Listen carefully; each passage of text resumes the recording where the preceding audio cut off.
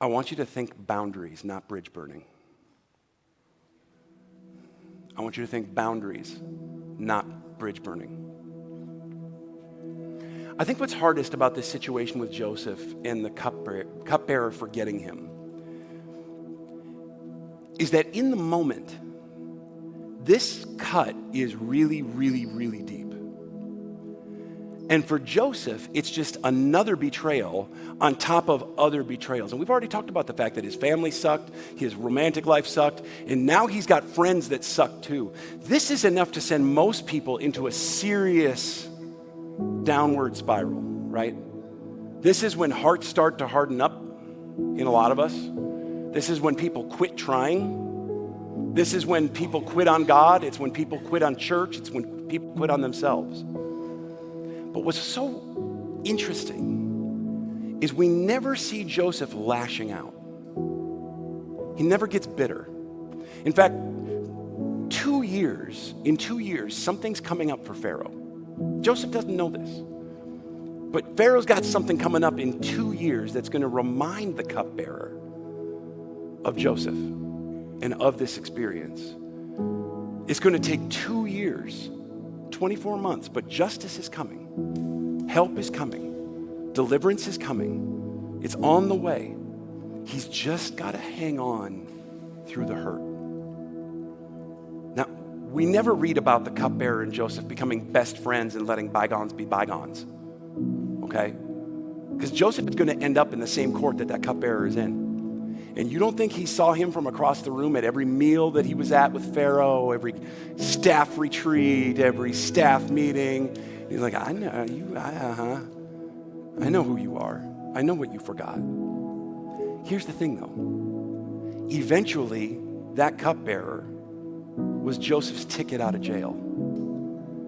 God is moving kids around the classroom.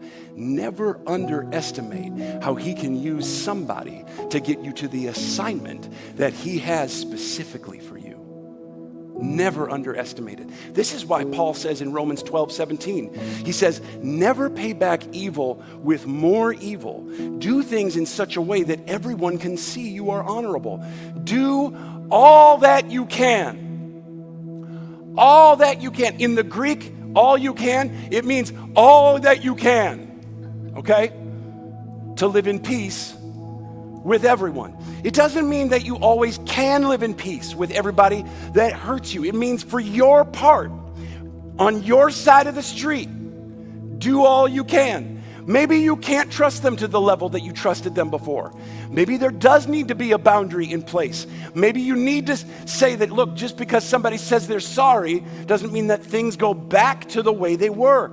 But maybe making a Facebook post about your ex is a dumb idea. Okay? Maybe letting your hurt take you off your assignment isn't going to be what advances you in the class.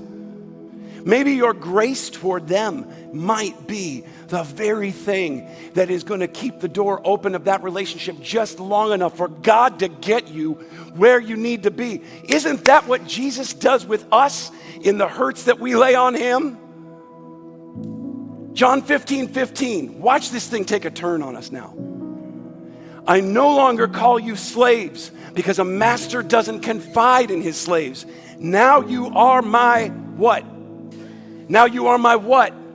You are my friends. Since I've told you everything that the Father told me, I did the assignment. I did what the Father told me to do. And as a result, he put me at the table with you. And now you're with me, and I'm calling you my friends. What kind of friend is Jesus? Deuteronomy 31:6. He will never leave you or forsake you. Another way to translate that, he will never, ever, ever forget about you. Never. We just sang about it. No one ever cared for me like Jesus. Great is your faithfulness. Oh God, my Father, there is no shadow of turning. No shadow of turning with thee. Jesus, watch this. Jesus is a different kind of cup bearer. He drank the cup that we couldn't drink. He asked God to take the cup from him. And God said, Jesus, I know you want me to take that cup from you. But for their sake, this is where I'm going to seat you next to them, so that eventually I can seat you by my righteous right hand. That is your ultimate seating assignment. The cup that killed Jesus was supposed to kill us. And when he said that we eat together and we drink together from the bread and from the cup, he said, this is how I want you to do it. In 1 Corinthians 11:24, do this in remembrance of me. Remembrance, remembrance, remembrance, remembrance, remembrance. The one thing Jesus doesn't want you to do is have him be the kind of friend he is to us, and then have us forget him when we are given the grace and the freedom that he's given to us. Why is it that we get so offended at what the cupbearer did to Joseph when we're so quick to do it to God? We forget. Most of us read this story and we're so quick to identify with Joseph, and honestly, rightfully so, because most of us have experienced some really hurtful things in relationships along the way. But what about the God? What about the God who calls us friends when we have a chance to remember him to others, to remember to tell his story, to remember to tell what he's done, to remember to walk in his grace, to remember to step into your calling, to remember to stay on your assignment, to the point that all God has given to us is seen and lived in us and through us, because we didn't forget. He hasn't forgotten you. Why are we so quick to forget about him? Why you're at the table today that you're at, I can't tell you. Why they did to you what they did, I have no idea. It hurts, it sucks, I get it, and I hate that part. But what I can tell you is that if there needs to be a change, think in terms of a boundary instead of a bridge burning. Why? Because God can use anybody sitting in any seat at any time to get you back on assignment. You just never know who God could use. The seat assignments are up to the teacher. How people behave in the class, that's up to them. No matter where you are in the classroom today, listen to me, don't you give up hope. Don't you stop trying. I know their betrayal is just the latest one.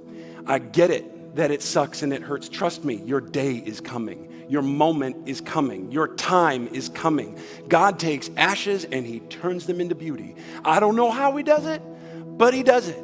And sometimes it takes 2 years, and sometimes it takes 20 years, but he does it. God is not a God who leaves anything wasted.